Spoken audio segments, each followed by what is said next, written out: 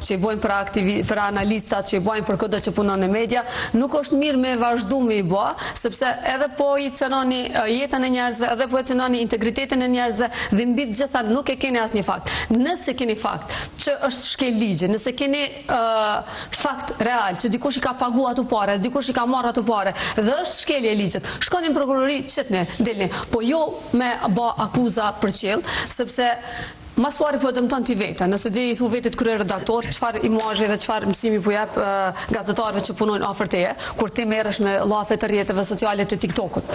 Nëse është e vërtet, ato duhet me dalë dhe me u ditë kush çka ka marr. Ta dim kush çka ka marr dhe ta dim a është e vërtet kjo. Mirë po, kështu veç po i dëmtojnë mediat, kështu veç po i dëmtojnë gazetarët, po i dëmtojnë analistat edhe secilin figurë publike e cila guxon me dalë me folë në përgjithje. Kuniza më shumë fola për integritetin e procesit zgjedhor. Integritetin i procesit zgjedhor lidhet në mos të madhe me financat, me këto. A është sa paka shumë mundën me i pagu ose sa mundën me qenë, për shembull, Ermoli tha 2.700 euro, Burimi tregoi që 153 euro i ka qitë në Facebook, ndërkohë përshtypja është që këta që me thonë që e kanë marrë një qontë dhe e kanë shkep, që me thonë të anonë, jo për këta dytë po përgjithësi për kandidatët. Tash, e para rreziku i diskutimeve për tema tilla është stigmatizimi për shkak të asaj çka është thënë në një prej emisioneve, ajo çka ka rëndësi në pjesën statistikore, në zgjedhjet të parakohshme, nëse i marrim për referencë zgjedhjet të dhjetorit të vitit 2025, asnjë prej partive nuk i ka harxuar 1.220.000 euro, domethënë partitë në tëndësi. 220.000 ka qenë maksimum politike. Vetë komplet partia politike, në këtë rast ka qenë PDK-ja para. Ama kandidatët shkojnë, si me thonë, veçantë. Ko që kandidatët përfitojnë për partiva, po.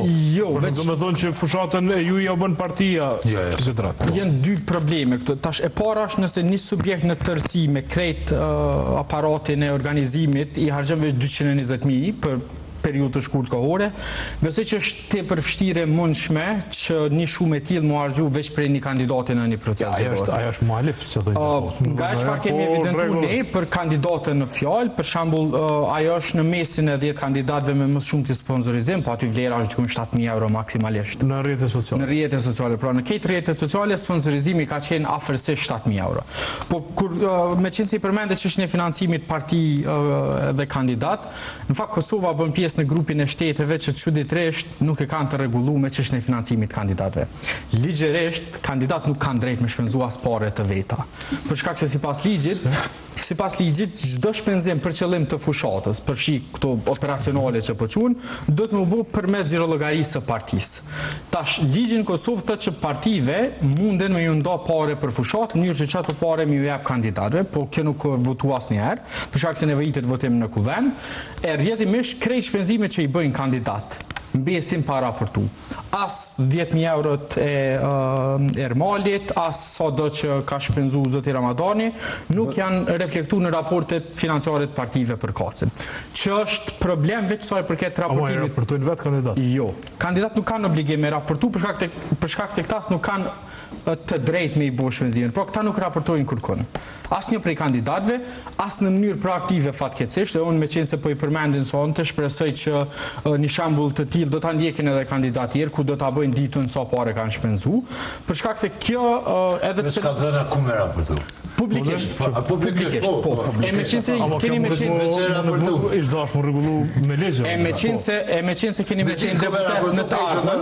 Ceta era raportoj. Meqense tashmë jeni zgjedhur deputet, unë urrej e shpresoj që disa rekomandime që i kemi tash 10 vjet që duhet me u rregullu çështja e kandidatëve, pra për ne nuk ka nevojë me u ndalu, për shkak se nuk mundemi me pa kandidatin vetë si pjesë integrale të partisë kur ki sistem preferencial me 10 vota. Për shkak se na kemi sistemin me listat hapa, pra që vetë ki bo me qëllim për me rrit garen edhe me shtu cilësinë, edhe rrjedhimisht ish dashur me përcjell edhe me legjislacion. Absolutisht. Nëse ideja është të ketë 10 vota preferenciale, edhe partitë politike morën edhe para për buxhetin e shtetit për fushat. Po Kosova e ka të lejuar këtë mundësi, por nuk është vendosur asnjëherë, besoj më shumë për shkak të frikës se çush mundet me u dok në publik. Për minjen tonë ajo është më e mirë se sa këto sulme që ndodhin, se janë dy modele. Para është shteti financon për fushata edhe krejt kandidatë janë të barabartë, edhe mundësia e dytë është ajo që kemi tash e lënë të paregullume. Në Maqedoni është shteti financon partitë politike për fushata, edhe rrjedhimisht edhe mediat.